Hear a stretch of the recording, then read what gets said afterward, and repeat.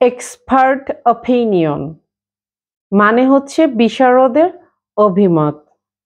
হ্যাঁ ভিউয়ার্স, আমার আজকের টপিক হচ্ছে এক্সপার্ট অপিনিয়ন, বিশারদের অভিমত। আসসালামু আলাইকুম, this is me Amrin Rahman, practitioners lawyer of Dhaka জজ কোর্ট। হ্যাঁ ভিউয়ার্স, আমি এখন আপনাদের সাথে আলোচনা করব সাক্ষ্য আইন 1872।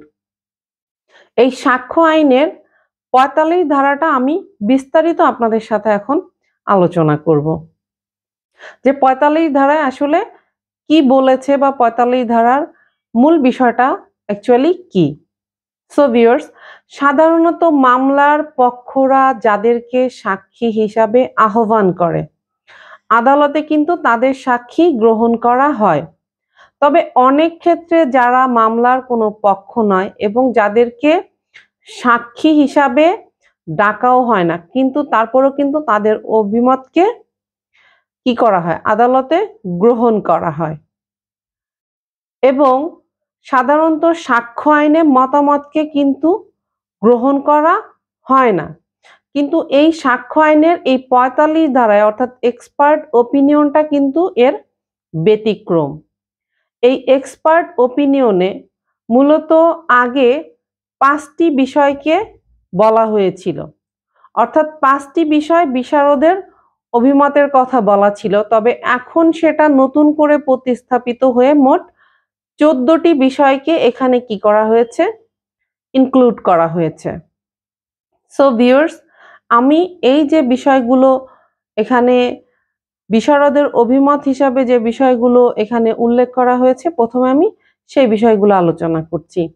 নাম্বার 1 হচ্ছে ফরেন ল, নাম্বার 2 হচ্ছে সায়েন্স, নাম্বার 3 হচ্ছে আর্ট, নাম্বার 4 হচ্ছে আইডেন্টিটি অফ হ্যান্ডরাইটিং, নাম্বার 5 হচ্ছে identity of finger impression, number 6 হচ্ছে physical or forensic evidence, number 7 হচ্ছে ডিজিটাল রেকর্ড, নাম্বার 8 হচ্ছে ফুটপ্রিন্ট, নাম্বার 9 হচ্ছে আইরিশ ইমপ্রেশন, নাম্বার 10 হচ্ছে টাইপ রাইটিং, নাম্বার 11 হচ্ছে ইউজেস অফ ট্রিট, নাম্বার 12 হচ্ছে technical terms, number 13 হচ্ছে identity of person, আর number 14 হচ্ছে আইডেন্টিটি অফ এনিমেল। অর্থাৎ ভিউয়ার্স, এই যে আমি এত সময় যে বিষয়গুলো নিয়ে আলোচনা করলাম, এই সমস্ত বিষয় যে ব্যক্তিরা বিশেষ পারদর্শী, আদালত তাদের মতামতকে গ্রহণ করতে পারে এবং সেই অভিমত বা সেই মতামত কি হবে, প্রাসঙ্গিক হবে। তাদের এই অভিমতকেই কিন্তু এক্সপার্ট ওপিনিয়ন বা বিশারদের অভিমত বলা হয়েছে। যেমন হচ্ছে মেডিকেল রিপোর্ট, পলিগ্রাফ টেস্ট, রাসায়নিক উপাদান সম্পর্কে রাসায়নিক পরীক্ষকের মতামত ইত্যাদি। অর্থাৎ এখানে আমরা এইভাবে বলতে পারি যে কোথাও একটি কি হলো, একটি খুন হলো। এখন দেখা যাচ্ছে যে খুনটি হওয়ার পরে সাধারণত কি করা হয়, ওই ডেড বডিটাকে কি পোস্টমর্টম করা হয়। এই পোস্টমর্টমে কিন্তু একটা রিপোর্ট দেওয়া হয় যে উনি আসলে কিভাবে মারা গেলেন। ডাক্তার এখানে কি করে, একটি রিপোর্ট প্রোভাইড করে। এখন ডাক্তার কিন্তু কোনো পক্ষেরই এখানে কি, উনি কোনো সাক্ষী না বা কোনো পক্ষের কেউ না, উনি কিন্তু তৃতীয় একজন। কিন্তু এই যে উনি এই পোস্টমর্টম করে উনি কি করলেন, উনি একটি রিপোর্ট দিয়েছেন। এই রিপোর্টটি কি, এই রিপোর্টটি কিন্তু আদালতে আসে। সো ভিউয়ার্স, আমাদেরকে জেনে রাখতে হবে যে সাক্ষ্য আইনের 45 ধারায় বিশারদ অভিমতকে সাক্ষ্য হিসেবে প্রাসঙ্গিক করা হয়েছে।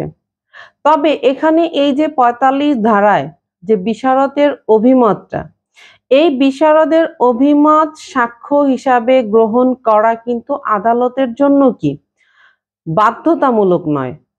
অর্থাৎ এটা হচ্ছে আদালতের জন্য কি, এটা ইচ্ছা।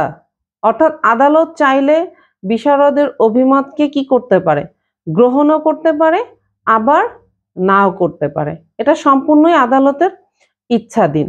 এবং 45 ধারার অধীন যে বিশারদের অভিমত, it's not a conclusive proof but it's corroborative in nature. অর্থাৎ এই যে বিশারদের অভিমত, এটা কিন্তু চূড়ান্ত প্রমাণ নয়, তবে অনুসমর্থন প্রকৃতির। এই যে এটা চূড়ান্ত প্রমাণ নয়, তবে অনুসমর্থন প্রকৃতির, এটার সাথে অর্থাৎ অন্যান্য সাক্ষ্যের সাথে মিলিয়ে আদালত চাইলে কিন্তু আদালত এটাকে কি করতে পারে, আদালত কিন্তু এটাকেও চাইলে গ্রহণ করতে পারে।